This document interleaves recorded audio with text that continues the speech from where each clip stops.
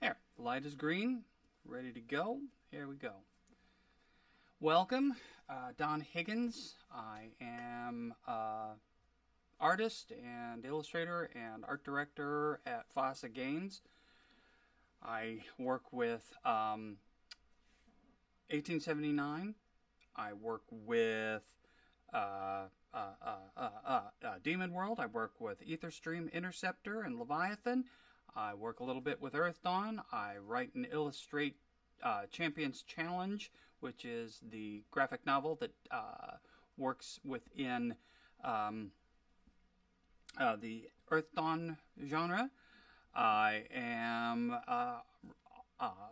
author and illustrator of Hey Penny Pie, which is set in the 1879 sandbox. Okay, having said that, again, the thing that I do every week is I put out there that somebody asked me once if there was anybody I could invite into the studio, say hi, talk art, creativity, what they do, how they do, share a pint and draw their portrait. First name that came to mind was Jason Momoa. So, again, Mr. Momoa, if you're out there, Guinness in the fridge, waiting on you. I have, as I say every week, I've expanded the list as time has passed. Michelle Pfeiffer, Helen Mirren, Johnny Depp, and Nathan Lane, Stephen Colbert. Love to have them into the studio. Again, talk art, draw their portrait, talk creativity, how they do what they do, and again, share a pint and talk. So, now, all that's out of the way. One of the things you might have noticed, them passing, as they're passing right now, that is my lovely art director, Tony. She's been in and out in the past, but she's home today, and I'm doing my best to keep an eye on her and talk to her, and she, I think, is going to help me today, be a guest as I talk art and creativity. And I'm going to see here if I can get something to come up here. And I'm going to try and bring up, there we go. All right, there is where comments will come in. Okay. And we can actually change the volume here. Here, is it? Yeah. Okay. Yeah, you can change the volume using those buttons up there. Okay, so when you see a question come up, please let me know. I'm not saying there will be. I rarely get a comment in here, but today, based on one of the things I'm going to be talking about, I think we might actually see a comment or two come through. So, that's going to get confusing. Can you turn it down? Okay. Let's see. Yes.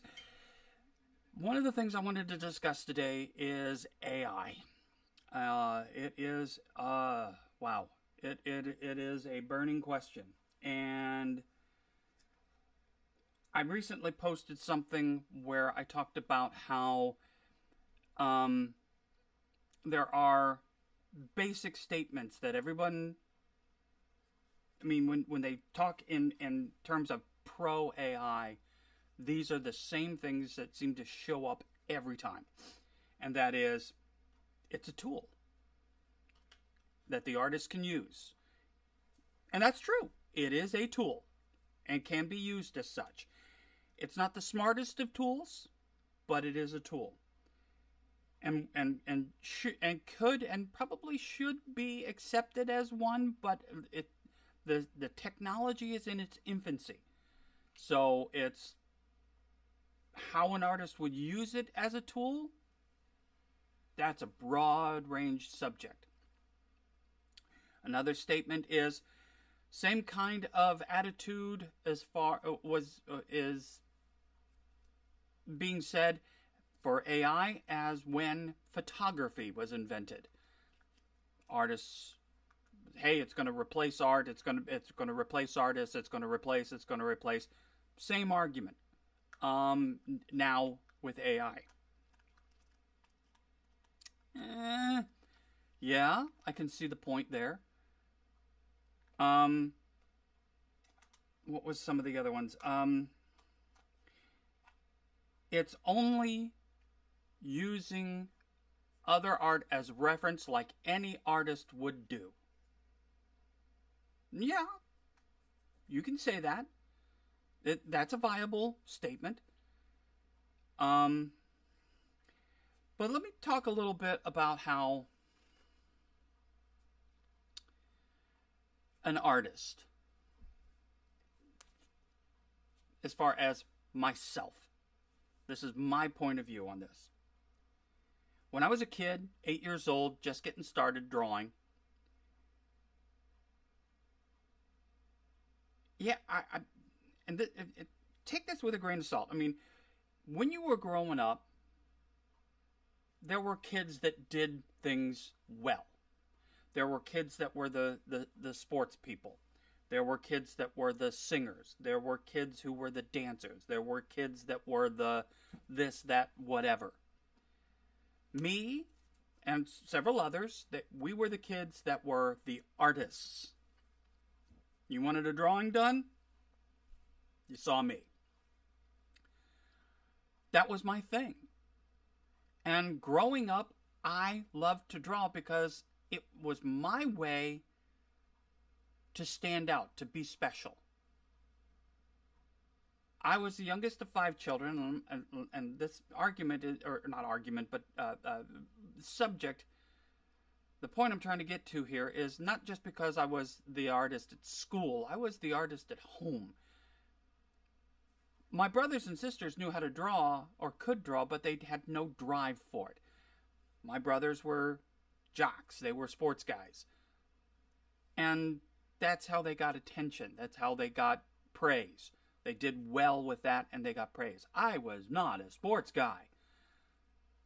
To get recognition and I don't want to say sympathy, but to get some kind of self-esteem, I drew. And that got me attention. And that was great. That was absolutely fantastic.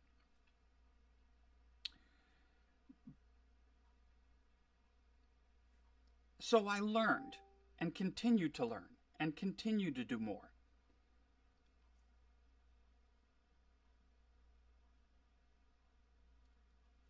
And it's what made me special.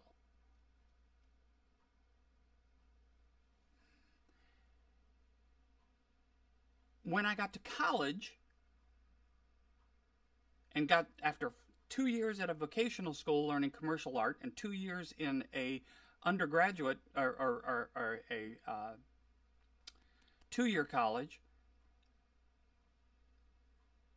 after 4 years of learning how to do commercial art, paste up, layout, that kind of stuff, the Mac came out, 1985. And anybody could do it. I was obsolete. I joined the Navy and I'm doing my thing and what have you. I got out after 4 years and I embraced the Mac and got a profession, and so here I am almost 40 years later and I'm facing technology making me obsolete.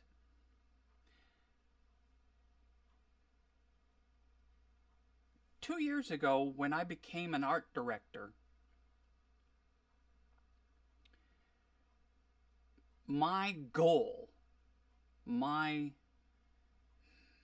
attitude was to give other artists a chance to be published. I wanted to make sure that I had a shot. I wanted to give others a shot.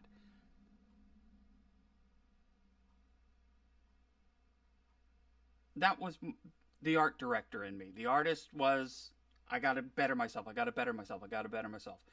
EtherStream forced me to better myself. I had a certain style. I had a certain look. People were able to see my kind of work and know it was me. And they, I did what I did for EtherStream, and then it turned into, because my style wasn't accepted for the look of EtherStream, I had to up my game so I could stay part of it. I had to expand, I had to learn, I had to grow, and I have. Just like I've had to learn, had to expand, had to grow, and incorporate digital. I used to hate digital. I work a lot in digital now. But I had to learn, I had to expand, I had to grow to stay current with technology. So, with AI becoming a thing, the art director side is, yes, I can use it as a tool. It can create roughs for me, but it cannot work in my style. Not yet, but it cannot work in my style. I can create images by programming what I want into the engine, the AI engine, telling it what I want, and it'll shoot out several choices. Some of them are good, some of them are bad. It can't draw yet, but it can produce images. Only based off the information that it was fed. It will use whatever it's been fed, but there isn't enough of my work that it will make a picture of my style. It will take what it knows from a sci-fi image of 50 million sci-fi images and create, boom, what you asked for, a sci-fi image of a character. Okay, which is what you would say to any artist. And any artist is going to use reference and use this and use that and use the other and create something in their style. Now, can all that be done by or be any different than what an artist would do? It can be argued both ways. I guess the point I'm trying to make here is that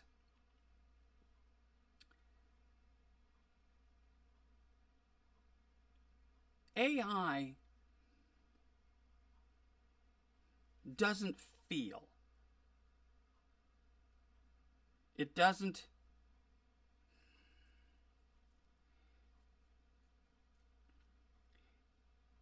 It's not evil.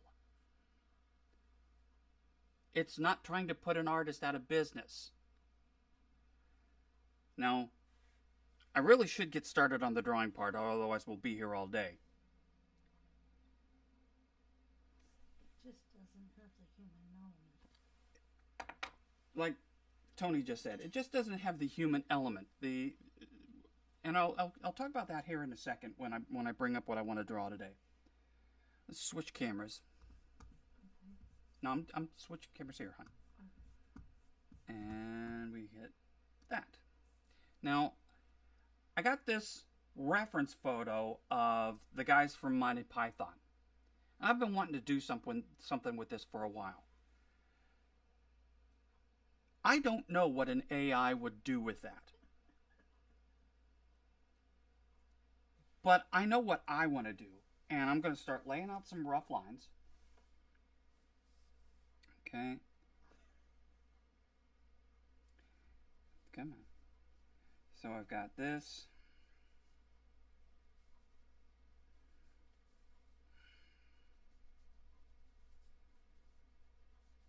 These long legs.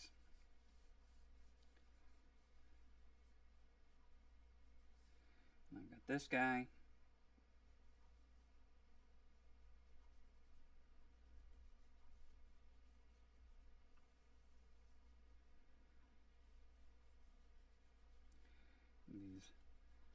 I want to get the sweeping line in here.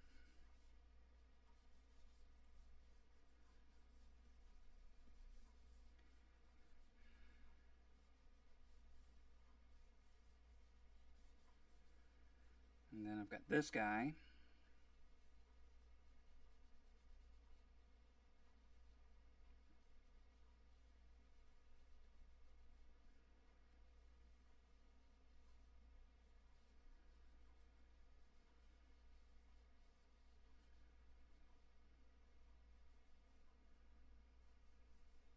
Are they trying to be trolls?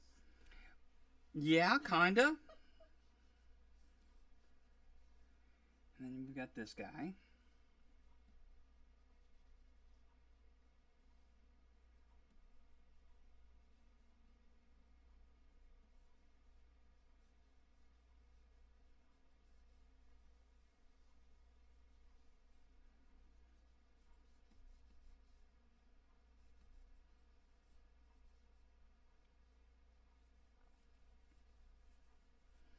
Got my sweeping lines that I want to pay attention to here. Now,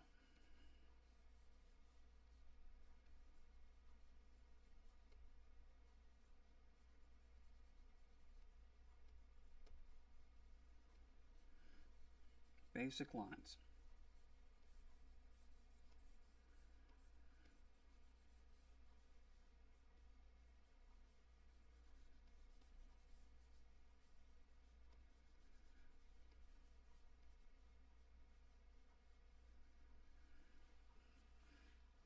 All right, now I'm going to extrapolate on those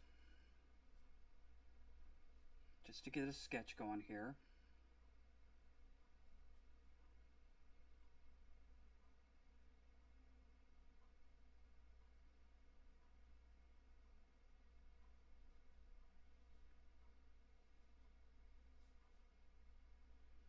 I'm going to have that jaw jut out. I'm going to play with the nose here.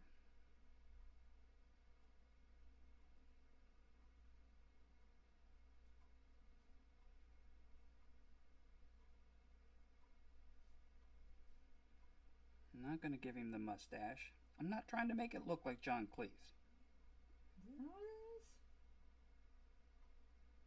Huh? Is that who that is? And that's John Cleese from Monty Python. Is this a Monty Python thing? Yeah, it's the four of the main guys from John Cleese. It doesn't have Eric Idle in there. Okay. Then I want to put the shoulders here, and where the photo, the guy's holding his cloak together, but I'm not going to do that. And I'm going to change a couple things here.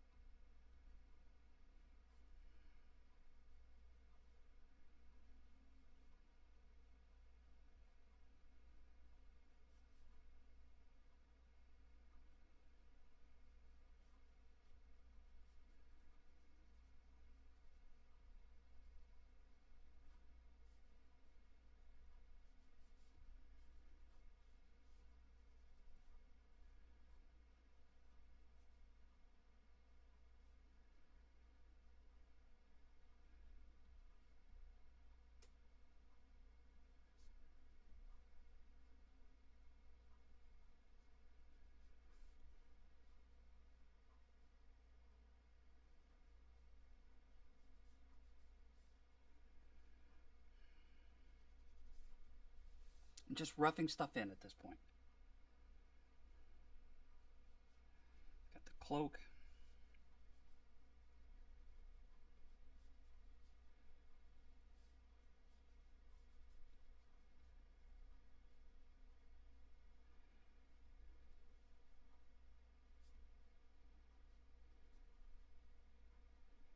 And I'm going to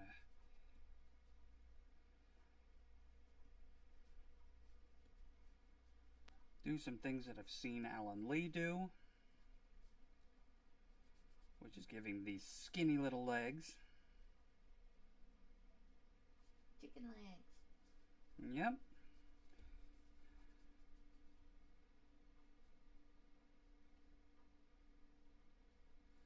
I like that line.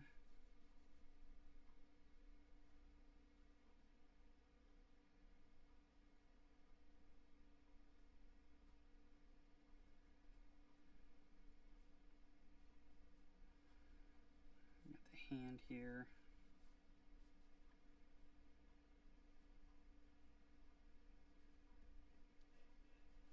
Excuse me.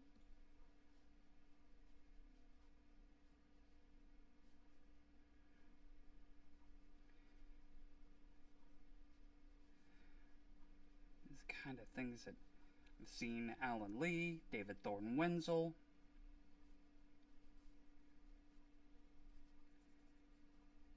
Peter DeSave,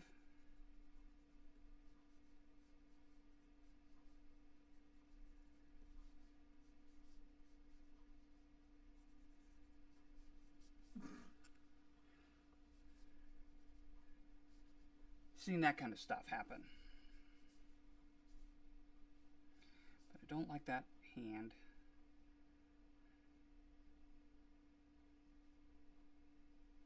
So I'll do that.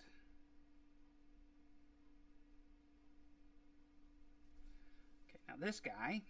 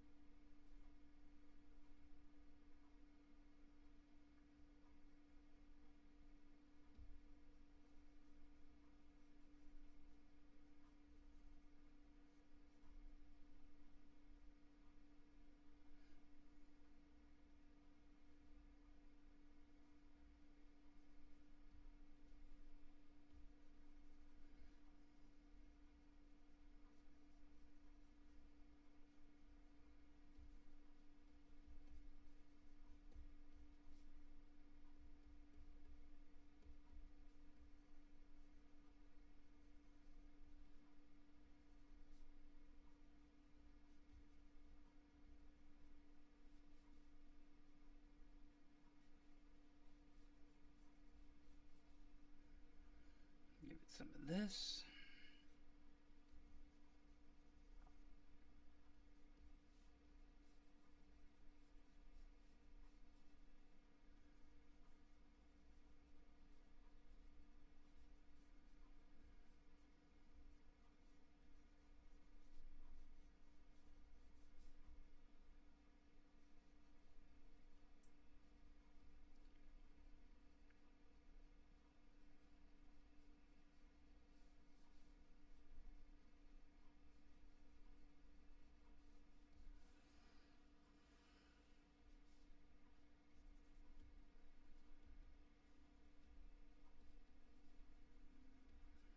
He's going to have that, doing that.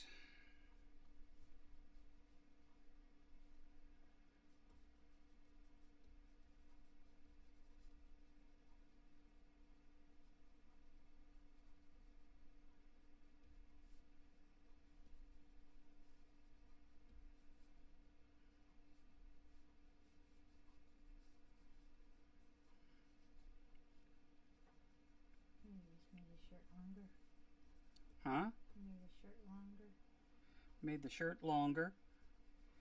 Waist is still where it was. Butt is still out like that. But I'm bringing the leg here. Still going to keep the skinny leg.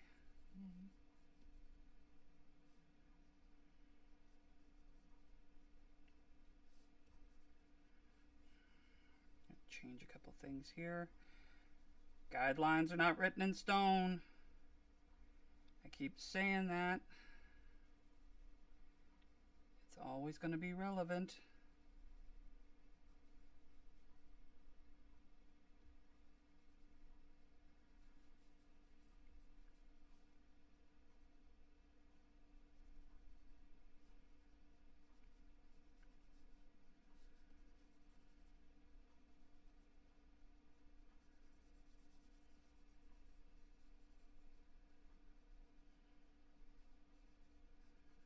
is happily watching on their iPad with me. Oh yeah? Yeah. So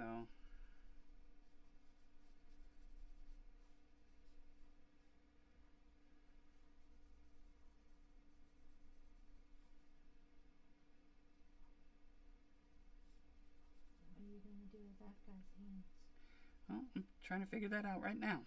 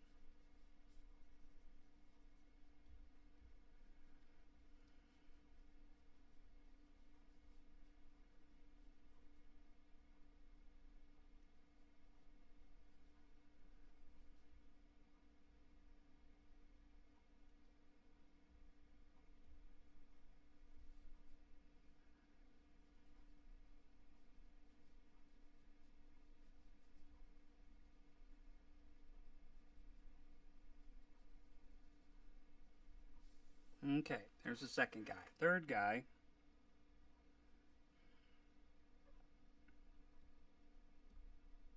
Are they some kind of quartet? Just these guys. I don't know why. I don't know what they're going to be doing other than standing there. They could sing.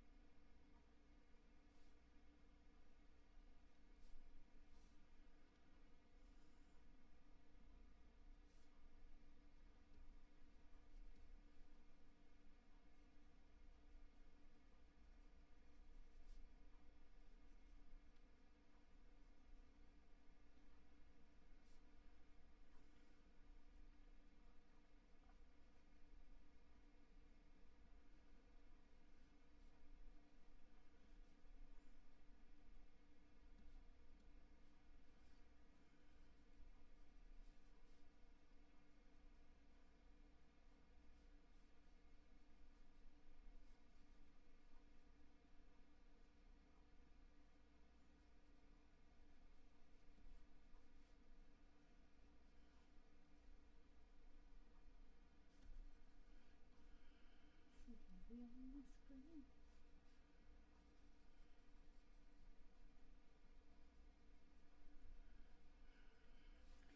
Play around with these feet.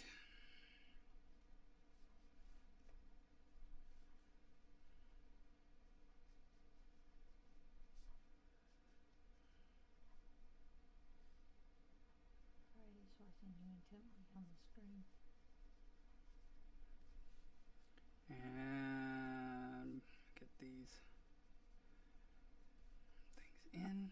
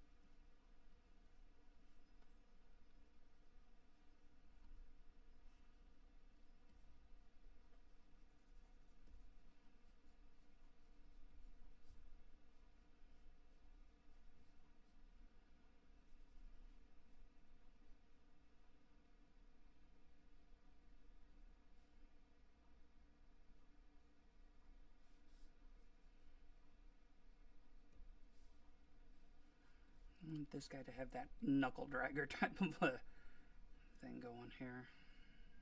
The third guy? Third guy, yeah.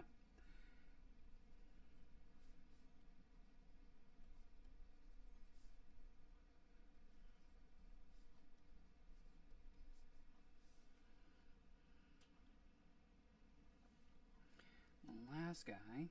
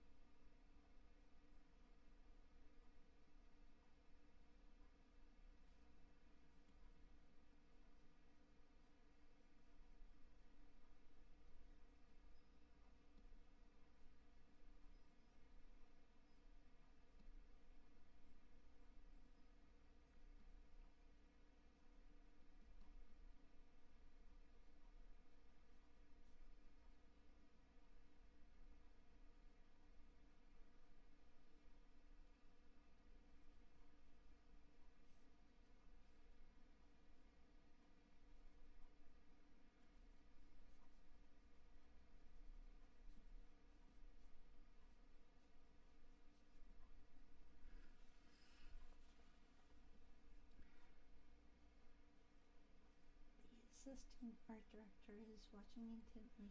Oh, yeah? Oh, yeah.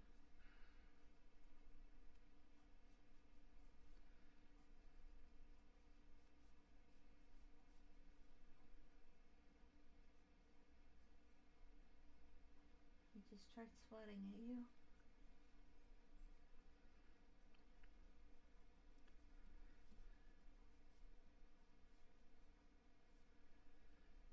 This.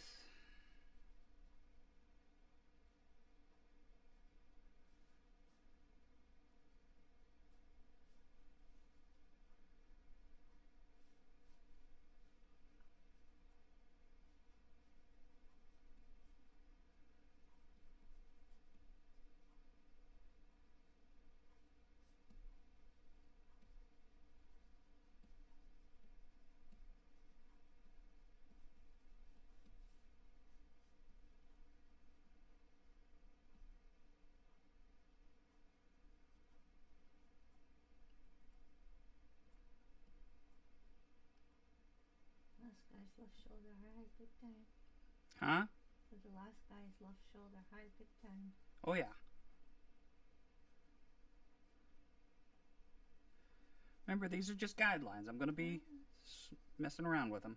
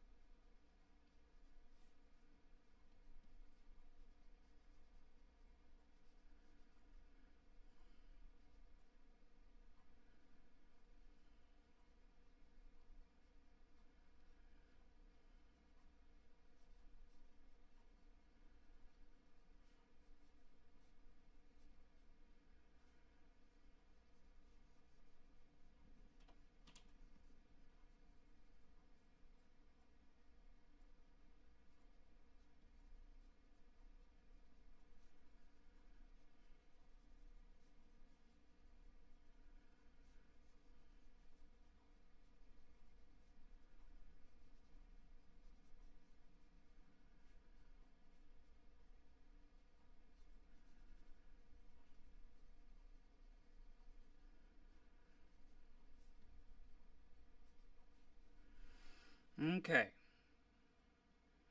There are my 4 band of brothers. Based on referencing a Monty Python photograph. So,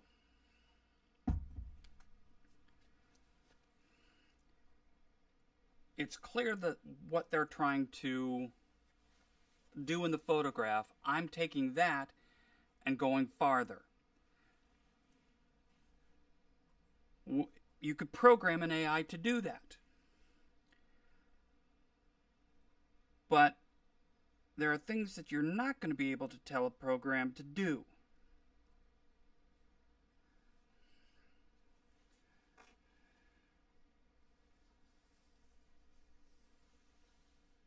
At least, not yet. You're going to be not going to be able to tell them to do that. Are you putting a new layer on? Yes, I've got a new layer on. Now that I've done that, I'm going to go in here and I'm going to up the opacity just a little bit on this. That's better. Okay, now back to that layer. And that tool and up this. What tool are you using? I'm still using a pencil tool. Okay.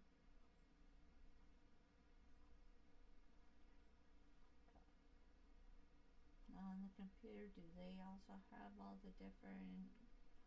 You gotta talk louder, hon.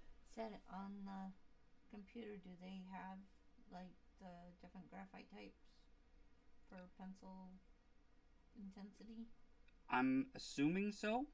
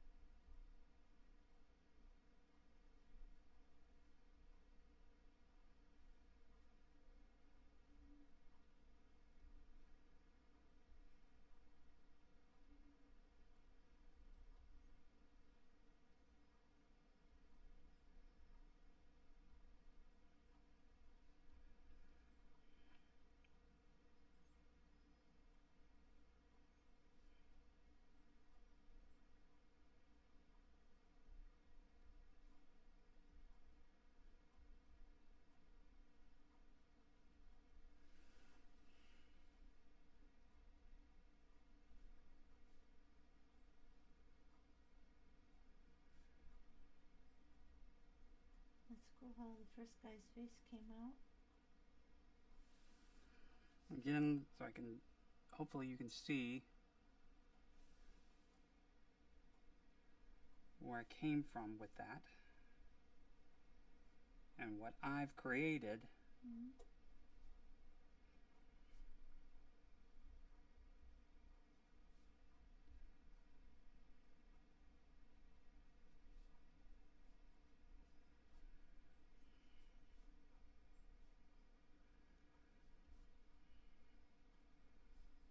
When I don't know what an AI would make of that.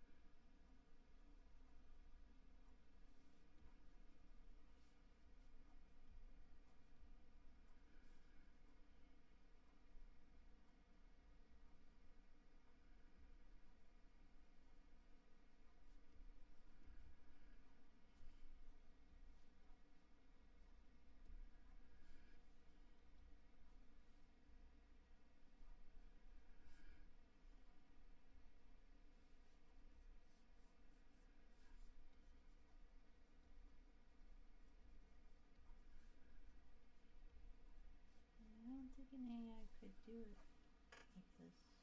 Because you're actually making different people than are actually in the picture. Mm-hmm. I'm deciding to make the people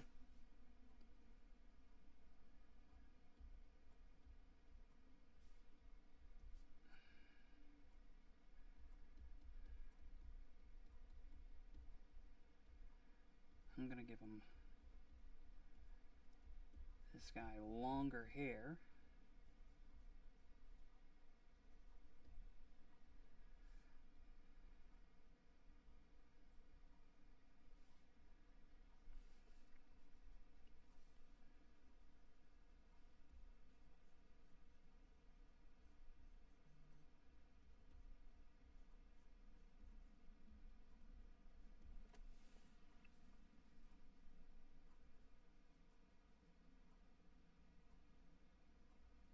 And this is exactly what I would do with a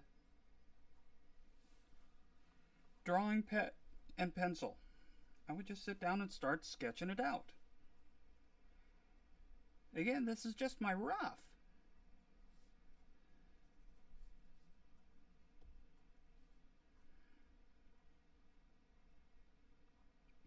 Now, you did hear me earlier reference people that I admire.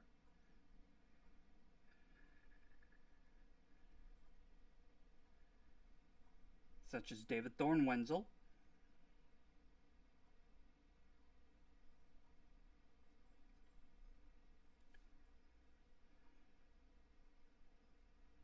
And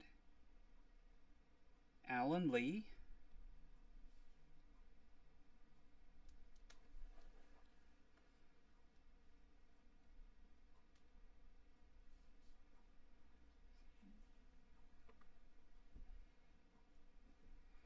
Hello? And things that I have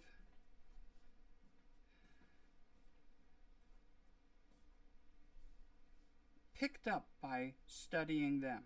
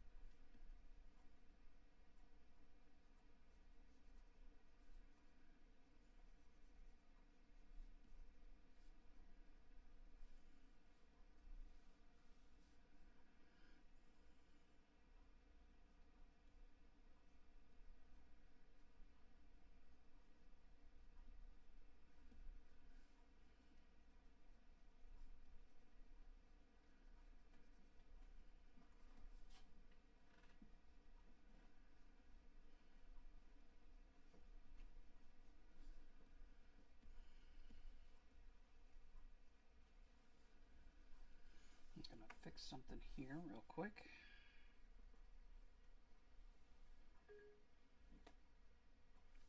There we go.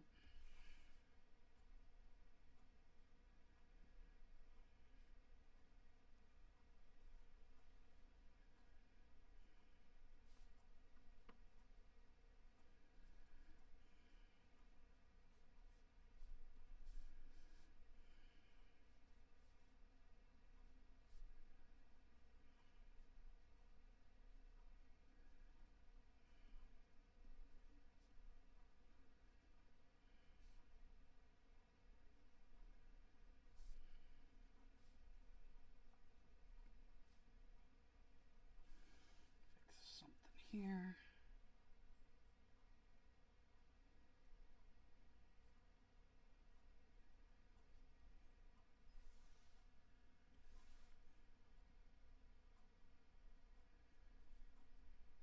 Muscular legs for chicken legs. No, that's actually cloth. I want it to be.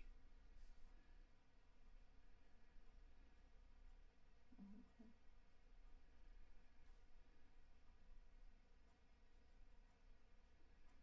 I thought that was his knee. It is his knee, but I want cloth. I don't want bare leg. Okay.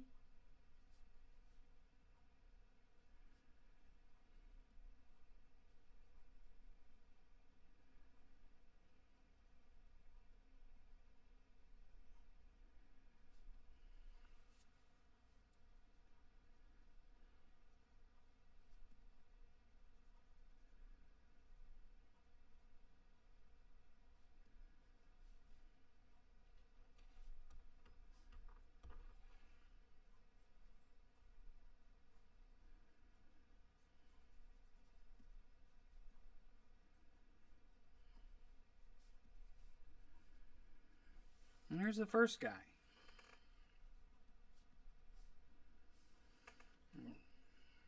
Next guy.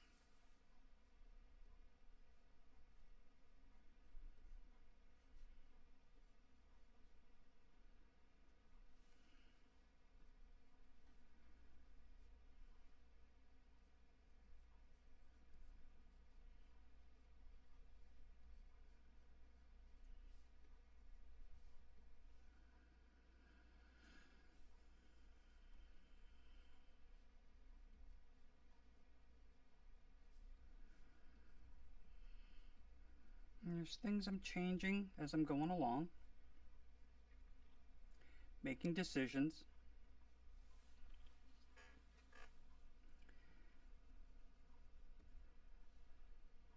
That I think an AI would have run home to something else if they could have.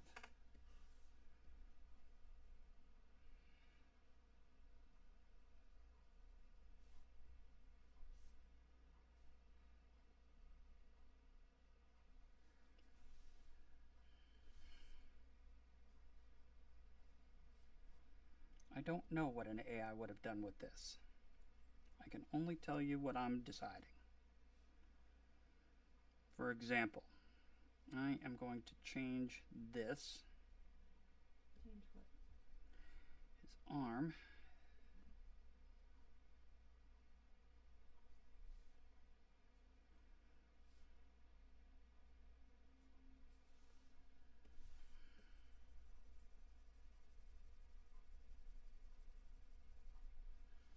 He's going to be doing something different. Hmm.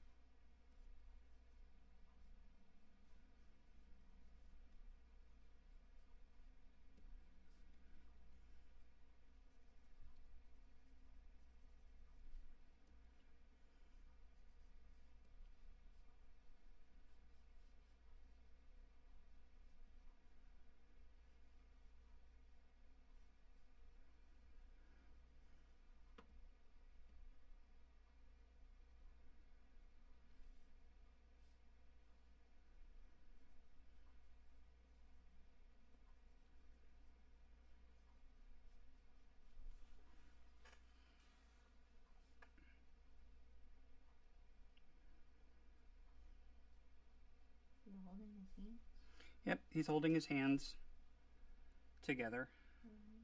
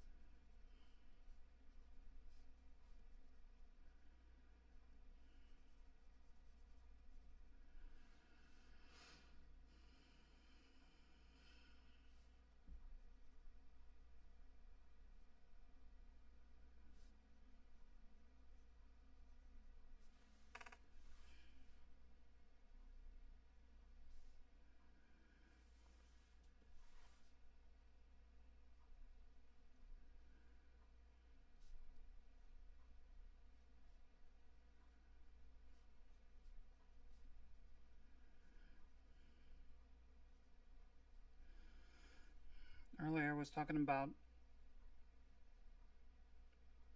an artist versus an AI. I'm not competing. I'm not trying to compete. As an art director, I understand the ideal of wanting to get a piece of artwork done faster and cheaper.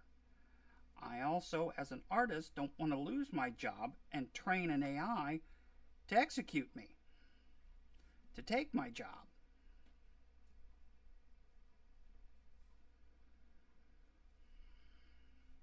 Or to take anybody else's job.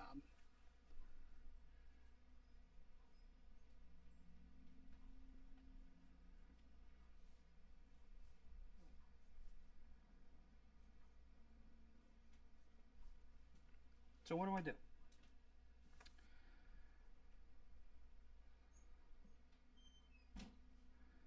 I have been basically tasked to figure out how to use AI to the betterment of the product. Okay. Does that mean I'm going to stop using artists? No. I am still going to go to artists. I'm going to see where it helps me as far as what I do.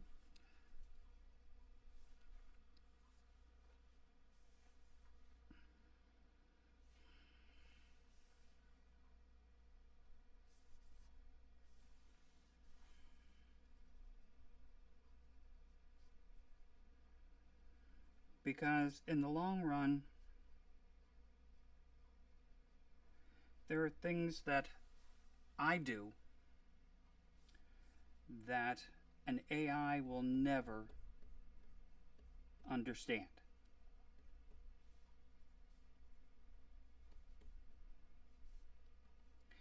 I was talking about this with a gentleman that kind of works within the industry and the utilization of AI. And I brought up a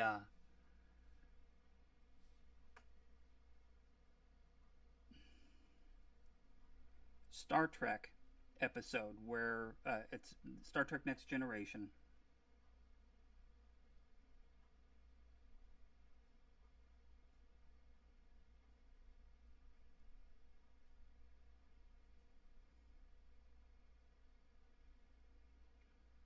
And these kids are given the opportunity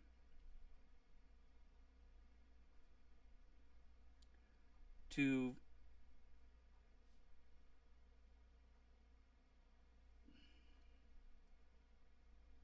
have technology given to them to expand what they do and how they do it.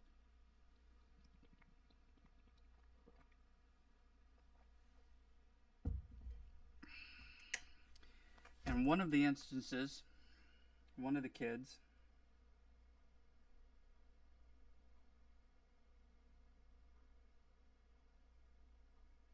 is an artist. And he's given a tool and a block of wood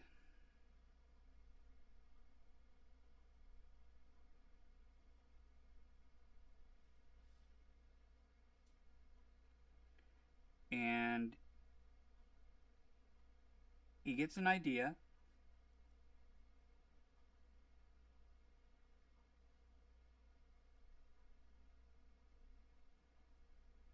and suddenly the tool emits a beam and the block of wood takes all the excess wood away, revealing a dolphin.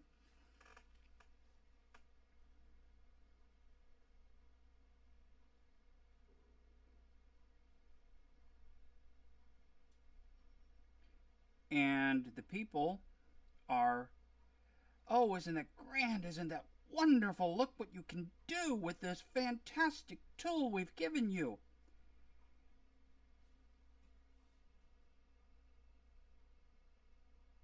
And it's true. It's absolutely true. This technology gave this kid the opportunity to create something faster.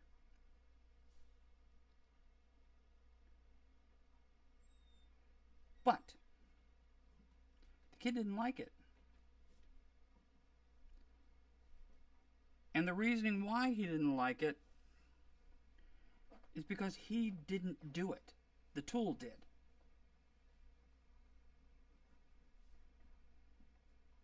Suddenly it wasn't as grand anymore.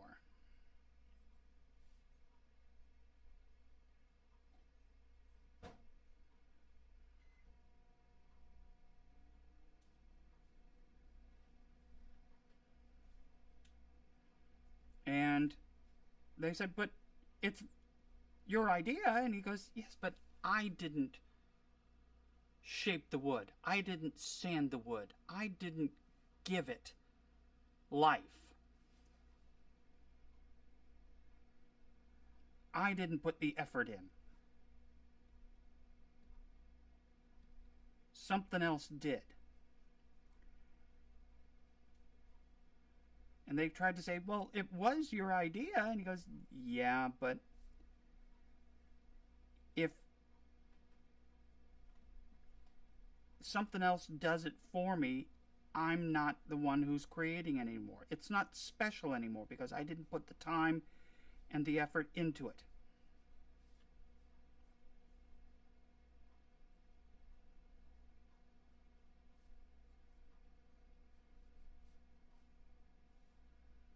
It's just not special anymore.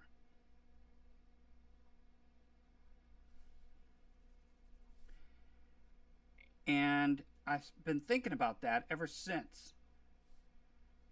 Yeah, it's faster, but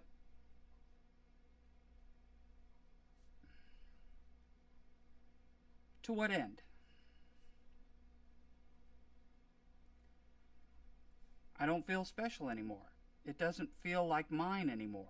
It feels like the tools.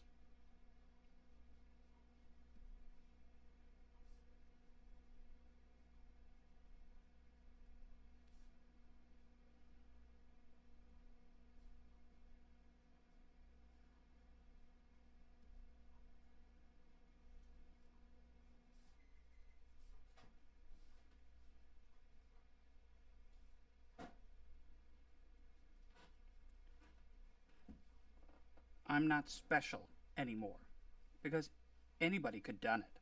They get the image in their head. Anybody could have done it. If that tool makes that possible for anybody, how am I special anymore?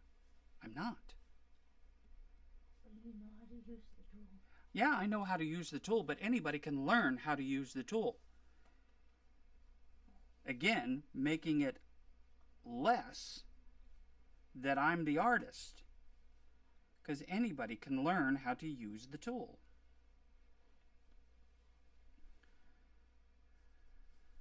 You've got to be able to take the time to learn how to do it. I see what you're saying, but it still comes down to if you've got the tool, you can do it too. And suddenly, I'm not special anymore. Hang on, I gotta fix something here. It's got a slippery slope for Yeah. argument because, I mean, the Cintiq is a tool. The Cintiq is a tool, but I'm still using a pencil. It's still me guiding the pencil. The place that I'm going to on this is that syndrome situation. Mm-hmm. Syndrome in The Incredibles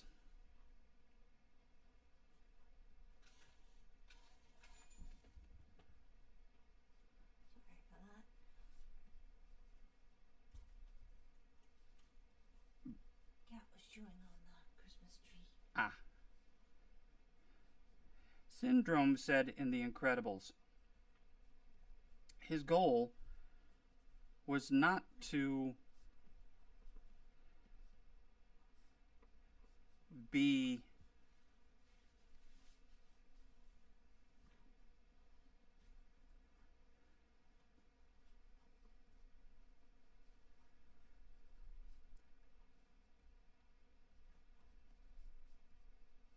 a hero.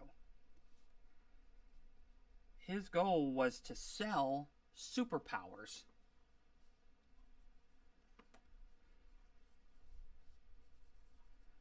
for the express purpose of everybody can have superpowers. Which leaves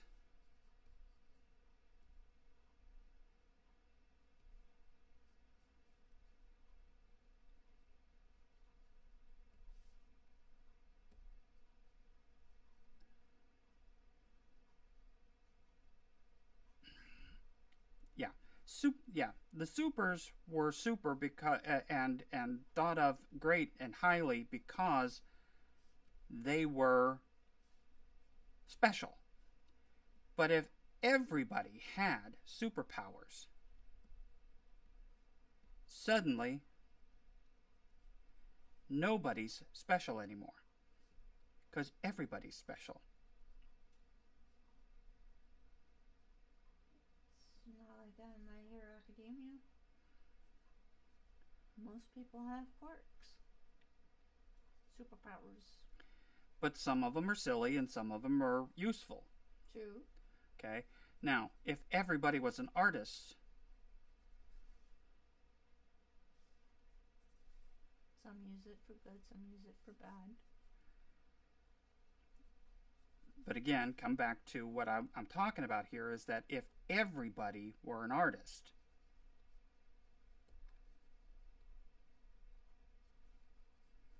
suddenly there wouldn't be anything special.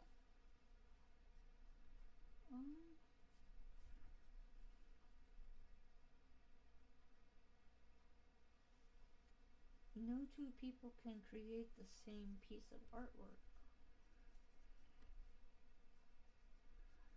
But AI uses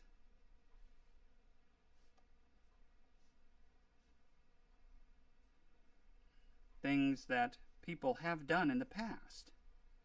So everybody's working off of history. Whether it's Frazetta, whether it's David Thorne Wenzel, whether it's... And nobody's developing their own look, because the AI is using. And eventually, you run out of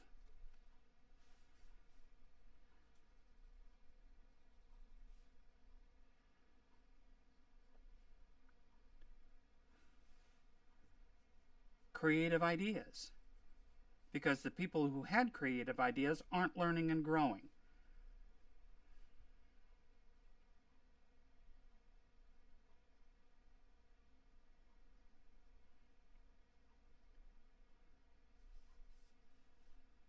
Does that make sense? That they're not growing? Yeah.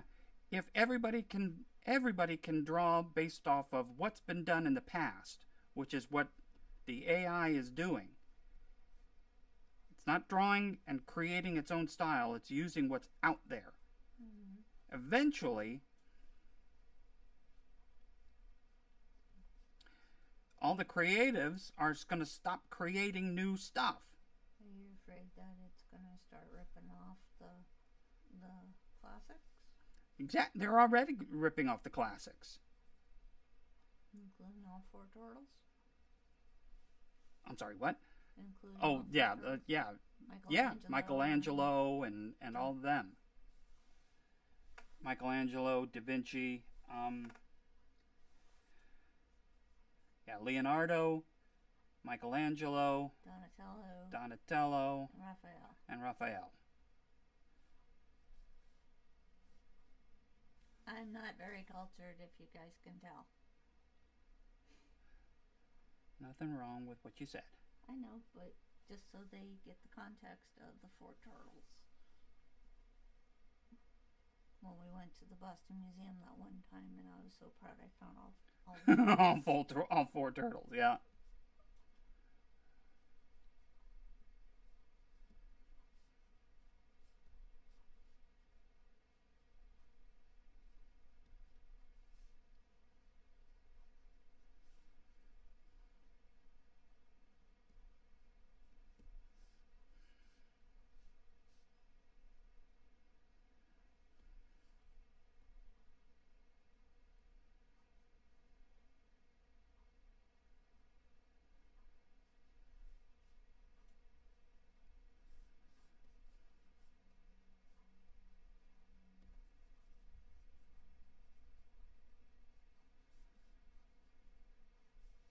The AI is not putting the artist that they took from signature on the piece.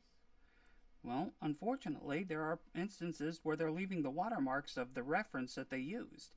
Lensa is using backgrounds and only dropping in faces and running the faces through filters to make it look like the painting.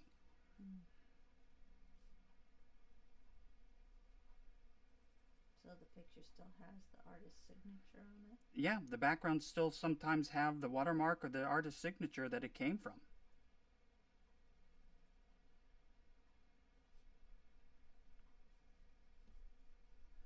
That could be dangerous.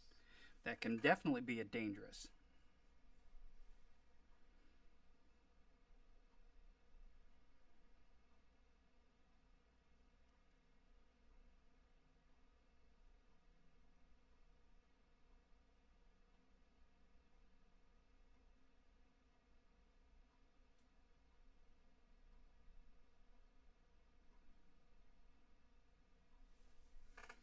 Let's go down here for a second. Get rid of that information. Come back up here.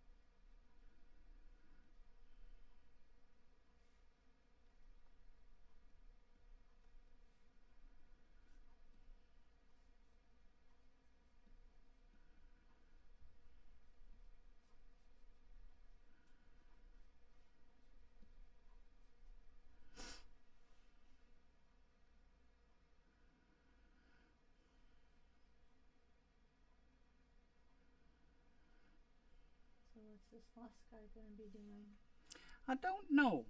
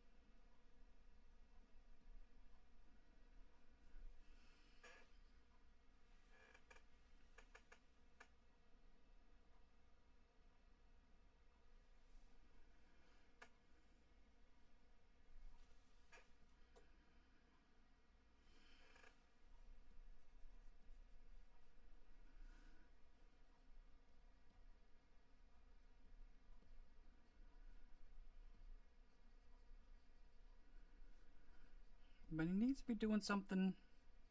Hmm? But he needs to be doing something. Yes.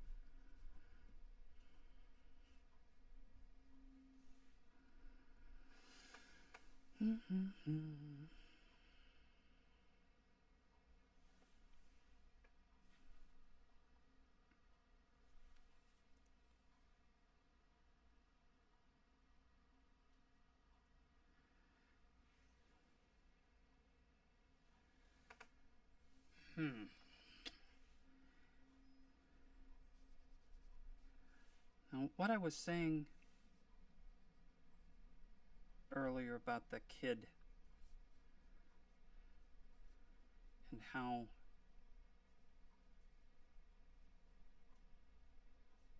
he didn't do it.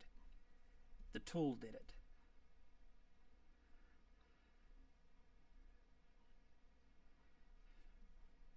Suddenly, art isn't worth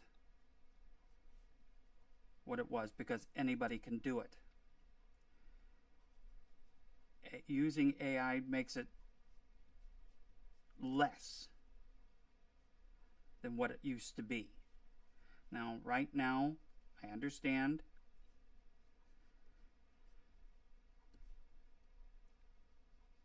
the premise about how photography, it isn't what it was. I understand. Photography is now considered an art form. Took a long time before it became an art form. Illustrators have taken a long time to come back because photography in advertising and commercial use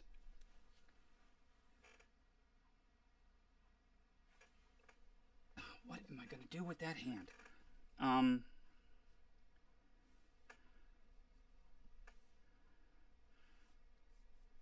I give him a tool, everybody's got to have a tool. You know? Maybe trying to pull his shirt down. Maybe his butt's exposed.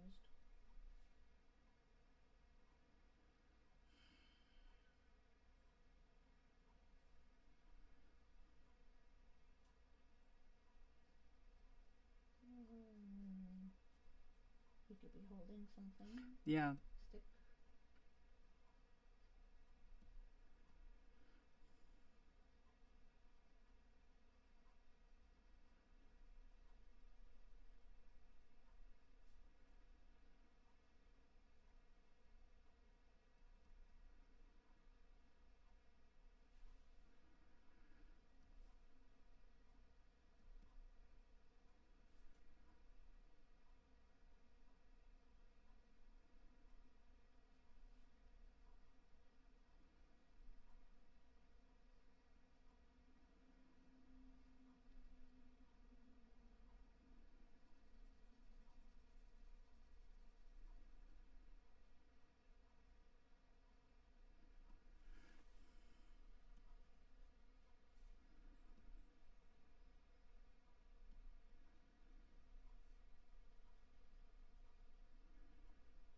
That's a good idea.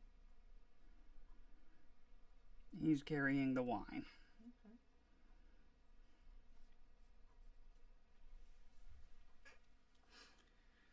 All right.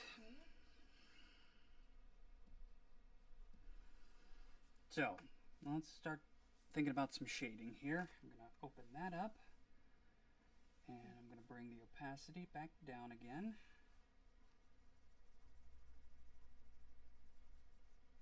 His front is like 330. Uh-huh. Thank you. Uh-huh.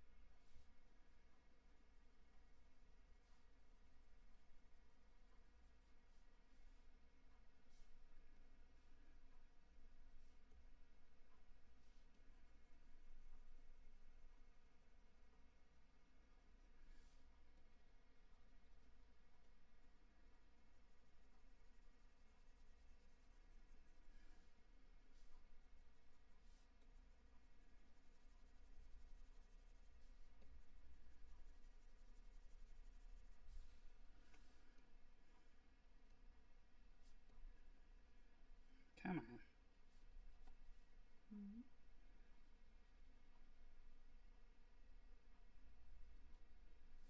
Oh, I see.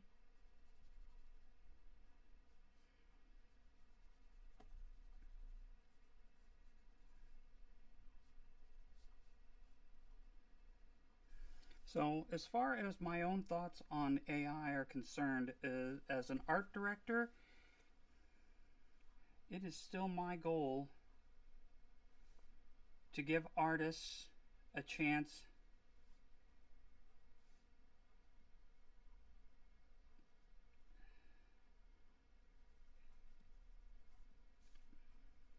to be published.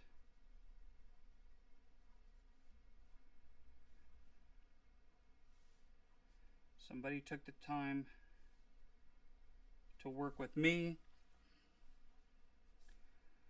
and so I want to do the same.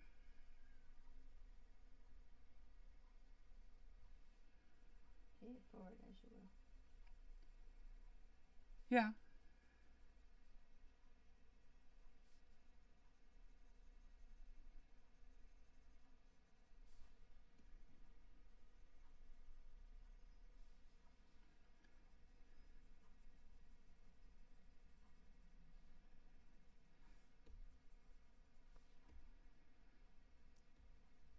I tend to utilize AI to help me with roughs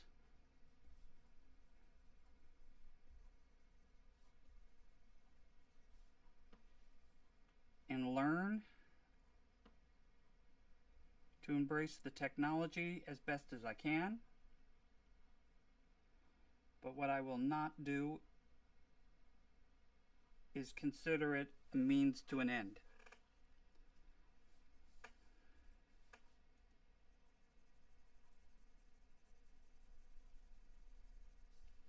It's just another art program that's getting fine-tuned to make your job a little easier. Agreed. It still has... It's in its infancy. Right. It can't do everything that I can do yet. And as long as I still can do what I can do,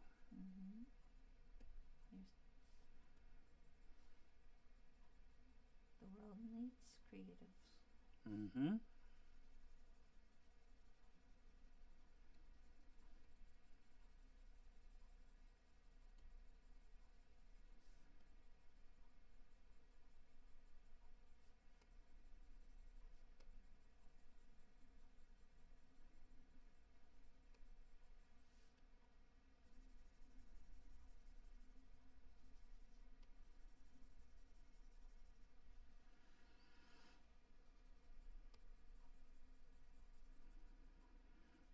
because what I don't want is a situation where everybody relies on AI to do everything, and then nobody has a creative idea again.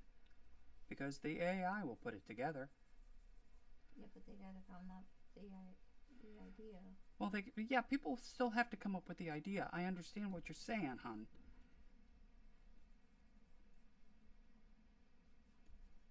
But sitting back and letting the AI do it for you isn't creative anymore. The machine did it. You didn't.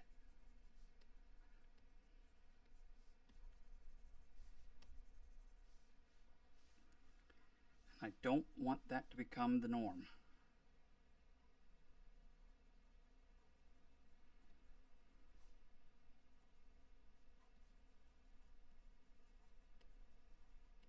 I don't see that happening in the immediate future. In the immediate future, no. But as long as artists continue to push those boundaries, come up with ideas, put their own element in, and continue to be special,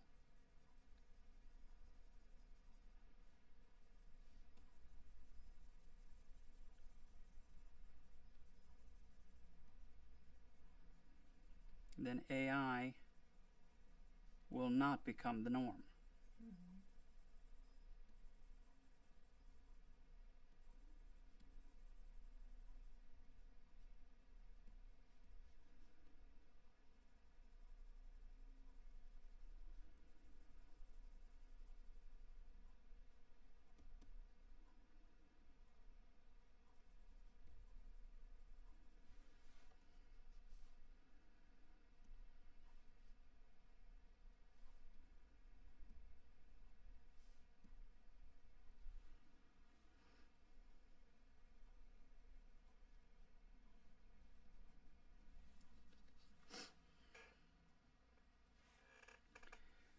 Alright, now we're going to go under.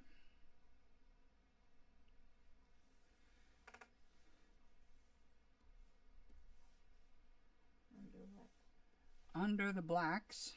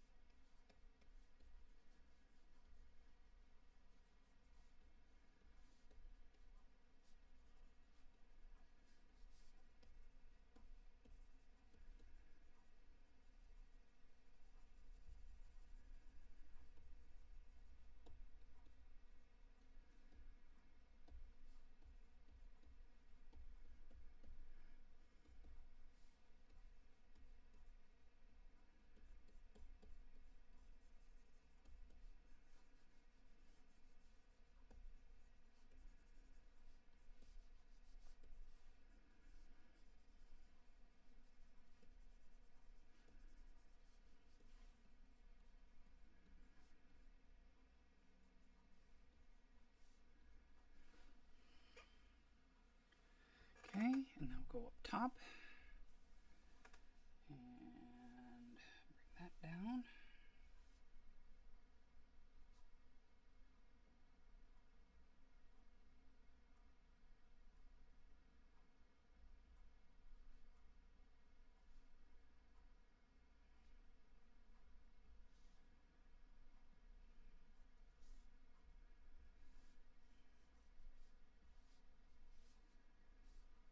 What are you doing now?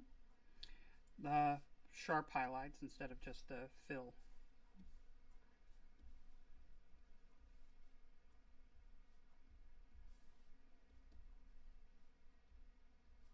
What's the difference between a sharp highlight and a fill highlight? A thin line as opposed to a fat fill-in.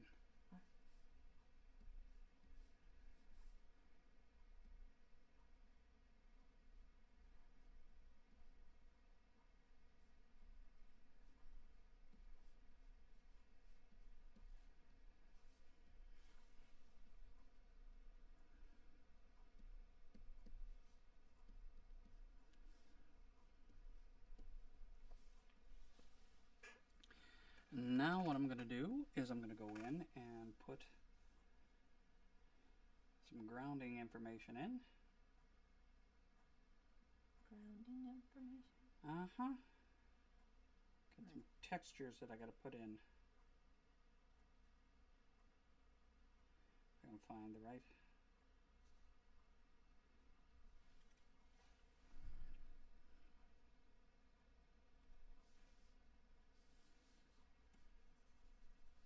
Ah.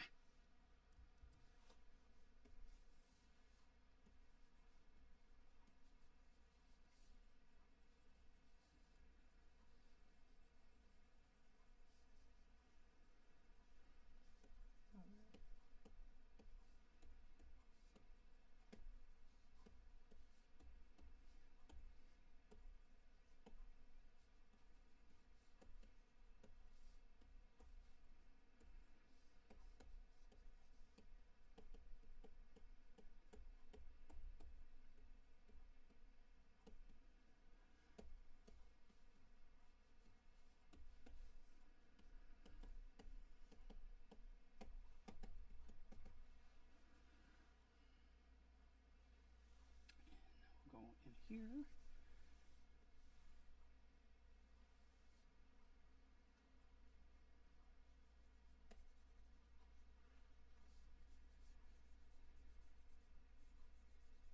Come on.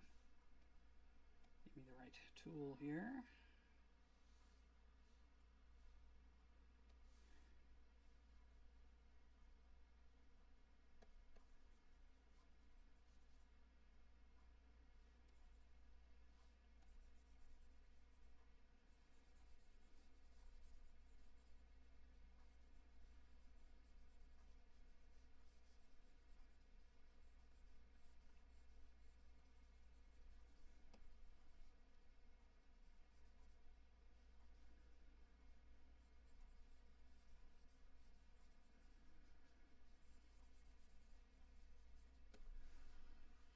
Kind of grounds them. And now we're going to go in here and put in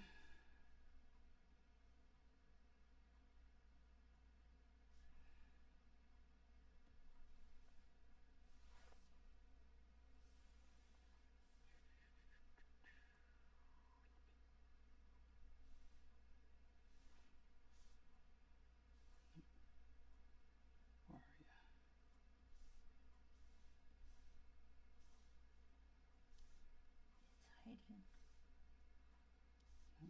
Nope. It's playing peekaboo.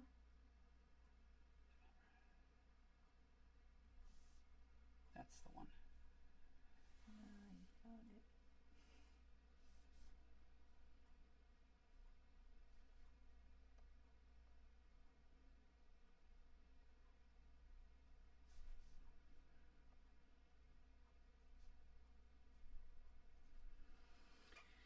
So, with that, let's zoom back down again. You can get the whole image in there.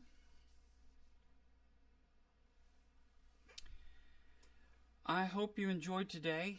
As far as what I do, how I do, yeah, I use reference just like an AI would. Yeah, I remember people I admired, different artists, and and how I studied them, and the spindly legs that I remember seeing on a David Thorne Wenzel piece or an Alan Lee piece. I remember that stuff just like an AI would be programmed to put that information in, if you asked it to. There are a lot of things that I do that an AI piece or an AI engine would do. The issue with AI right now is that everything that got loaded into it without thought, without care, without due process, without asking, clearing, has no legal precedence on it right now. And that needs to change. Does that mean that how an artist works needs to be looked at? Does it mean that copyright needs to be looked at? Probably. For years, artists were under the impression that as long as they changed the reference 15%, the copyright law has been met.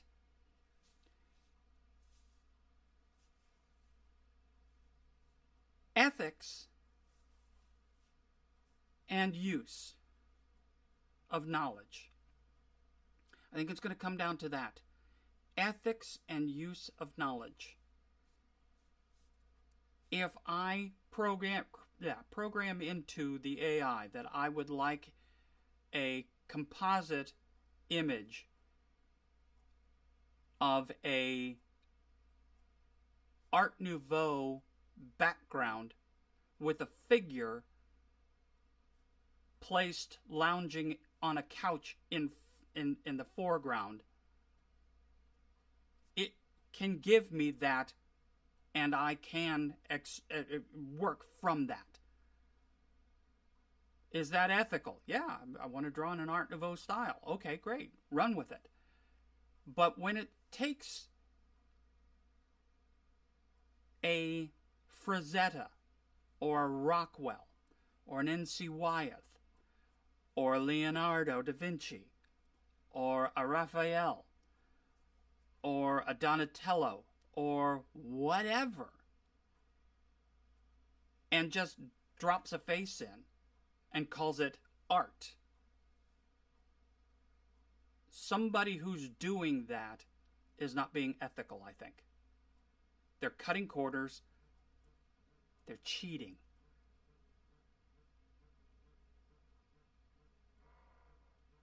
I don't intend to ever cheat.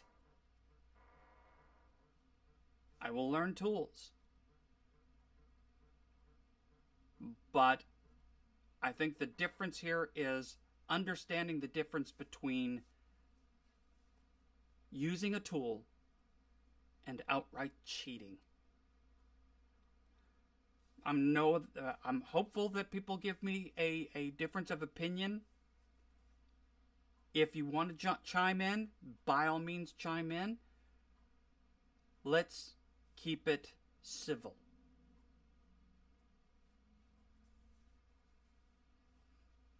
That's all I ask for.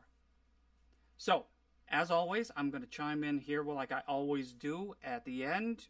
Mr. Momoa, Guinness in the fridge, waiting on you. Let me know. And to everybody else, be kind to each other. Be patient with each other. And when you draw what you see, not what you know. Me? I see dragons. Why don't you? Thanks for stopping in.